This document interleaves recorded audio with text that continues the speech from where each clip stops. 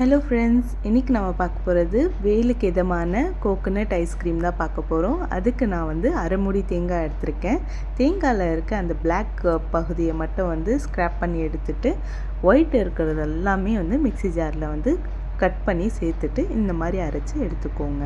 தேங்காய் சைடில் இருக்கட்டும். ஒரு கடாயில் 1/2 லிட்டர் அளவுக்கு பால் ஊற்றிக்கோங்க. பால் பொங்கிட்ட பிறகு 4 ஸ்பூன் அளவுக்கு கண்டென்ஸ் மில்க் சேர்த்துக்கோங்க. கண்டென்ஸ் மில்க் சேர்க்கலைன்னா 4 ஸ்பூன் சர்க்கரையை சேர்த்துட்டு நல்லா மிக்ஸ் பண்ணி கொடுத்துக்கோங்க. 1/2 லிட்டர் பாலுக்கு 1/2 ஸ்பூன் அளவுக்கு கார்ன்ஃப்ளவர் எடுத்துட்டு 1/4 டம்ளர் தண்ணியை சேர்த்து நல்லா அடித்து இந்த மாதிரி சேர்த்துக்கோங்க. சேர்க்கும் போதே ஒரு விஸ்கை வச்சு நல்லா அடித்து கொடுத்தே சேர்த்துக்கோங்க. லம்ஸ் எதுவும் இல்லாமல் பார்த்துக்கோங்க.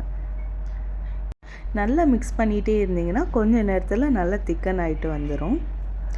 இந்த அளவுக்கு திக்காச்சுன்னா ஸ்டவ்வை ஆஃப் பண்ணிவிட்டு ஆற விட்டுருங்க. ஆறிட்ட பிறகு ஒரு மிக்ஸி ஜாரில் மாற்றிட்டு நம்ம எடுத்து வச்சுருந்த தேங்காவை பாதியாக இதில் சேர்த்துக்கலாம். 2 பேட்சாக அரைக்க போகிறேன், அதனால தான் பாதியாக சேர்த்துக்கிறேன்.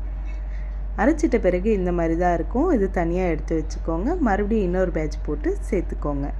ஒரு தடவை நல்லா மிக்ஸ் பண்ணி கொடுத்துட்டு நான் இன்றைக்கி பாப்சிக்கல் டைப்பில் தான் செய்ய போகிறேன். எங்கிட்ட மோல்ட் இருக்கிறதுனால நான் இந்த மாதிரி போட்டுக்கிறேன். மீதம் உள்ளதை நம்ம பாக்ஸில் போட்டு வச்சுக்கலாம். எல்லாத்தையும் போட்டு ஒரு தடவை டேப் பண்ணிவிட்டு ஃப்ரிட்ஜில் ஓவர் நைட் வச்சு விட்டுருங்க.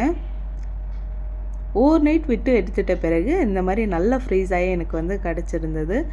பாப்சிக்கல் நீங்கள் ரெடி பண்ணியிருக்கீங்கன்னா டம்ளர்லேயோ இல்லைனா இந்த மாதிரி மோல்ட்லேயும் போட்டு வச்சுருந்தீங்கன்னா ஒரு நிமிஷம் நல்ல தண்ணியில் காமிச்சிட்டு டிமோல்ட் பண்ணிங்கன்னா அழகாக டிமோல்ட் ஆகி வந்துடும். சூப்பரான கோகோனட் ஐஸ்கிரீம் ரெடி ஆகிடுச்சு. இந்த மாதிரி ரெகுலராக என்னோடய வீடியோஸ் பார்க்க லைக் அண்ட் சப்ஸ்கிரைப் பண்ணிக்கோங்க.